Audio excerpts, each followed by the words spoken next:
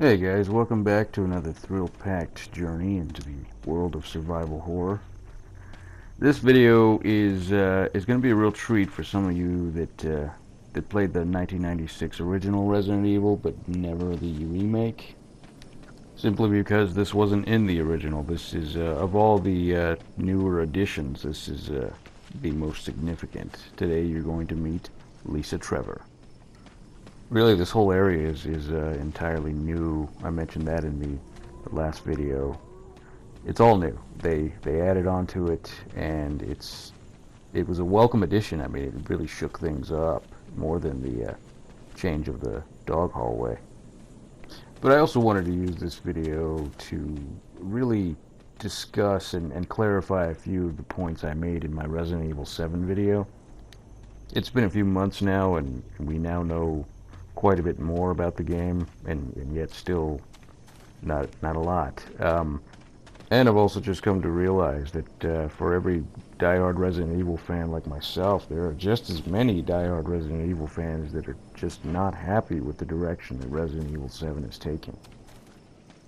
And believe me, I understand their fears, I understand their concerns, and I hope I can alleviate some of those in just explaining why I'm so psyched.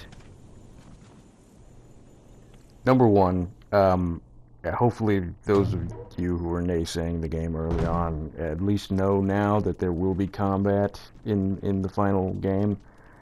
And let me just say, I'm not a big fan. Like I said in one of my last videos, Outlast, cool story, but getting attacked everywhere and having to run and hide, it gets old. I don't like that either. I also have never been a huge fan of the first person's perspective. I'm a little bit warmed up to it now because of games like, oh, I don't know, BioShock. But even that game's not what you'd consider to be a first person shooter like Call of Duty or, Medal of Honor or Battlefield. I mean, those games, their premises, they never pulled me in. I mean, I played GoldenEye back in the day purely because of the license. It was a 007 game, so yeah, I was in. And then I played Perfect Dark after that because it was made by Rare, the same company that made GoldenEye. And before GoldenEye, the only first-person shooters that were worth their salt were Doom and Wolfenstein, maybe Quake, but there weren't a lot of games that I played that were first-person shooter that I liked, so I sort of abandoned that genre. Okay, so this is a journal entry and a family photo left by Lisa Trevor. We can see here that she still has enough of her faculties left to write a journal entry, but she's been experimented on. Her mother was too, Jessica Trevor. So yeah, just George Trevor, was imprisoned, forced to build this fucking mansion, and then his wife and daughter were taken hostage, and then experimented on by fucking Umbrella because they're fucking dicks. Oswald Spencer himself was the biggest dick of all. He pretty much founded the company just so that he could do some viral research and turn himself into a god, because he's a fucking dick. But back to what I was saying about first-person shooters. In their defense, I've mentioned before that I was never a big PC gamer. I was always more of a console guy. And the first-person shooters that were on those consoles all kind of sucked because their quality was so bad. They couldn't run some of the first-person shooters well, really. I mean, you look at some of the first-person shooters that were on PlayStation, and only a handful of those were any good. I'm talking PlayStation 1. I mean, the Medal of Honor series really made a name for itself on PlayStation 1. The stories were all interesting. There were several spin-offs.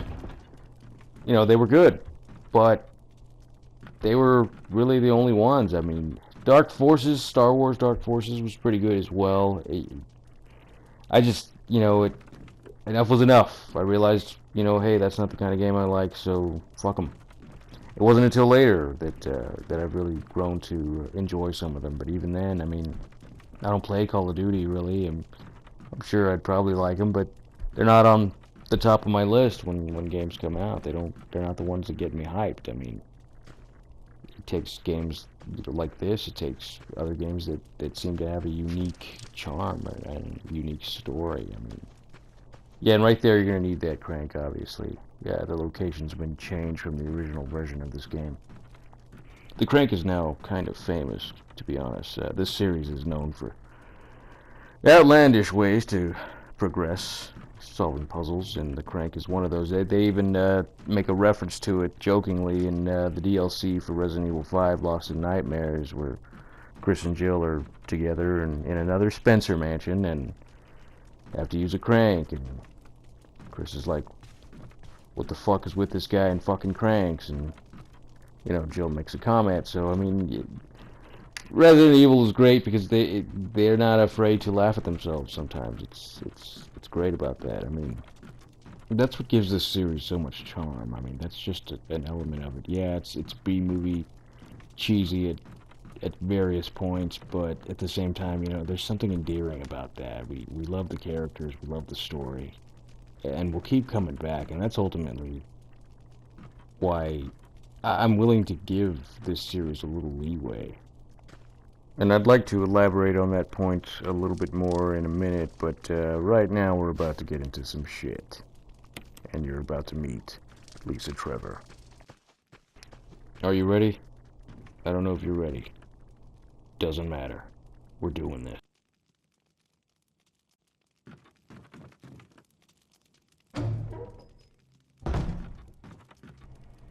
And where the hell have you been all night, young lady? Out clubbing with your whore friends? Yeah, I'm just kidding. She doesn't have any friends. I mean, look at her.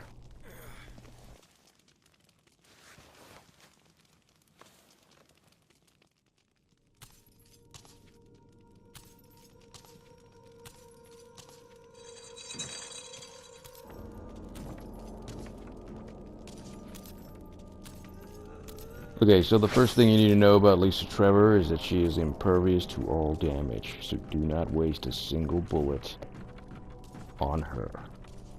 Second thing you need to know is that she hits really, really fucking hard.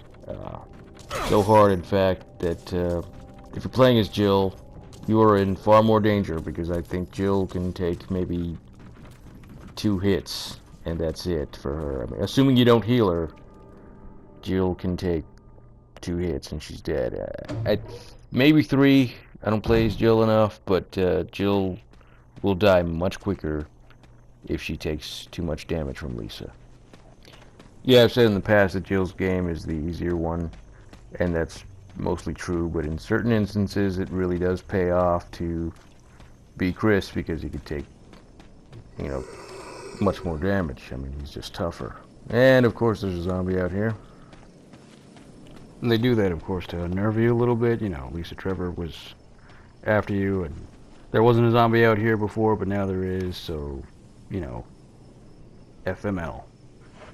But that's what Mikami and the gang at Capcom were always good at. I mean, they were good at bringing you the tension. It was not the same kind of tension as in, you know, Silent Hill, but Silent Hill just used a lot of disturbing imagery and just trippy, nightmarish shit, whereas Resident Evil, the fear was more tangible, and sometimes it wasn't necessarily fear, but it was dread and tension at what you were going to have to face, because you knew you were going to have to face something. There he is, of course. There's not a lot of room to run past him. Oh yeah, he's fucking freaking on me. Forgot about that. Yeah, they do that. They do that when you're on uneven ground, like when you're on top of the stairs, or they're, you know, above you on the stairs. They'll puke on you. I told you about that in one of my earlier videos.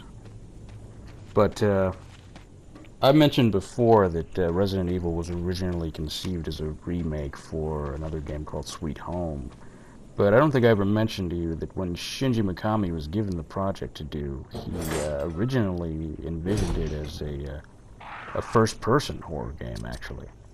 Yeah, I shit you not. I mean, he thought of it as a first-person horror game. There's even some concept images floating out there somewhere of what that would have looked like. Now, in my opinion, it probably would have sucked. I'm going to be honest. Part of the reason they didn't do it was because of the hardware limitations of the PlayStation 1, but the main reason is because Shinji Mikami got a good look at the game Alone in the Dark, and saw its pre-rendered backgrounds and 3D character models and thought, you know what, that's fucking perfect, that's how we'll do it. Now, that's interesting because Alone in the Dark came first. It predates Resident Evil. But only one of those games, Resident Evil and Alone in the Dark, is credited with inventing the survival horror genre. And that's fucking Resident Evil, because they did it better. And that's just it. I've thought long and hard recently about why I love Resident Evil so much. I mean, it's not Legend of Zelda, it's not Mass Effect, it's not Metal Gear Solid. But I have so much love for it, and there's a principal reason for that.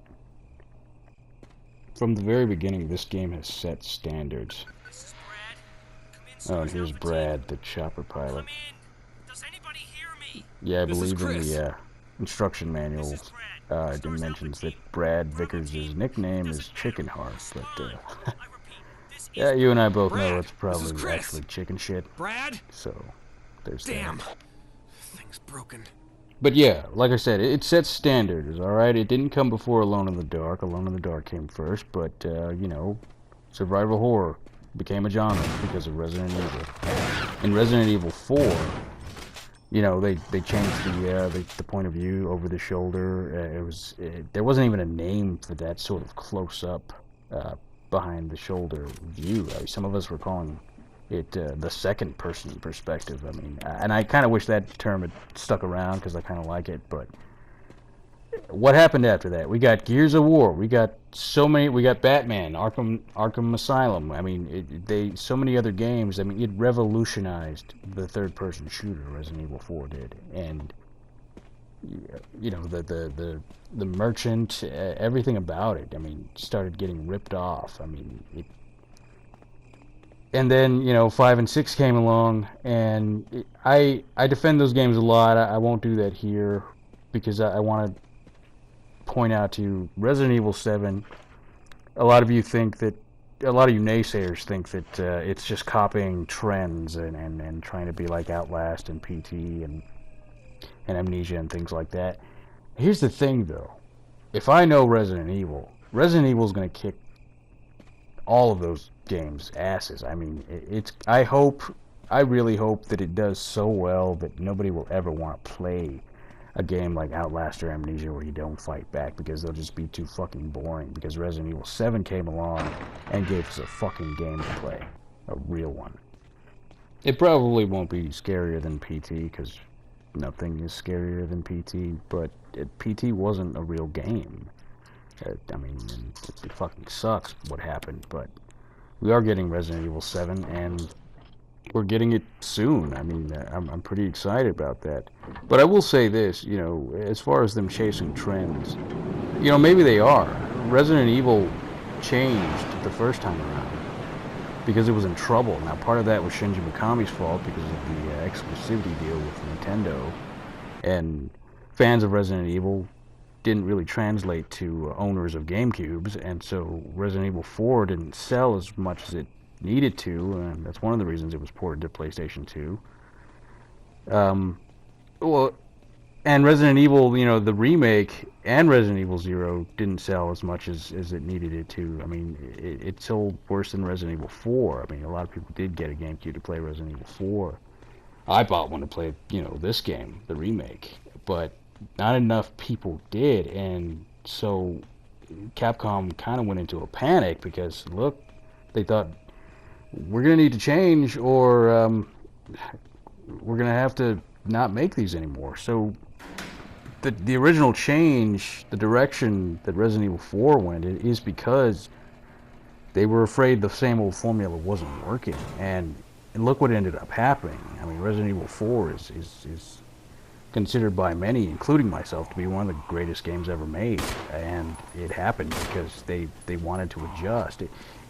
When you're a company, when you need to make money, you know, on the one hand you want to please your fans, but on the other you have to adapt to survive. And yeah, I hate that first-person indie horror games are really popular with everybody and the YouTubers and all that shit. I hate that too.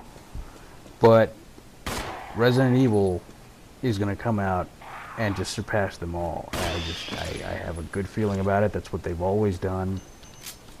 And they had to adjust. Now, if you still want those kinds of fixed camera angles and old school Resident Evil style action, because, you know, I do too, why aren't we pressuring indie developers to make games like that? Why are we accepting first person low budget games?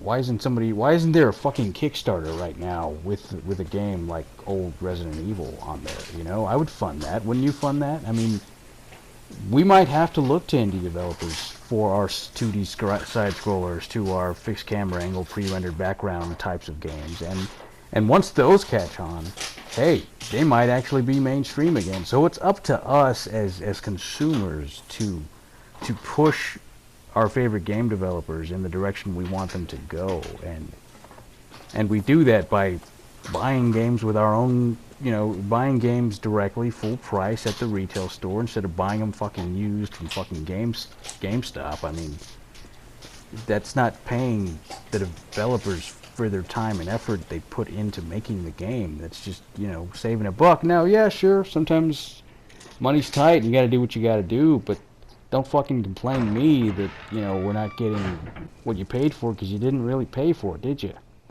But I'll also say this: Capcom listened to those cries for making Resident Evil scary again. I mean, they really did. Of course, we didn't think we were going to need to be specific and say don't make it first person. But part of that too was they announced the game so late, and the development was already so much underway that there was no way for them to go back and change it. And, you know, so that there's that. They kept it all close to the vest. We weren't even supposed to hear about it at E3, according to them, but then they went in and showed it at E3, and it was already partially completed. I mean, that's what happens. Now, if we, you know, make ourselves heard a little bit more and let them know, hey, this is awesome, but could we go back to third-person perspective? I'm sure they'll listen again. I mean, it's Capcom. They're good. They'll never be Konami in my eyes. So there's always hope for that. I've got a few videos coming down the pike that you're going to really like. And, of course, I'm going to keep going with this. So I'll see you guys around.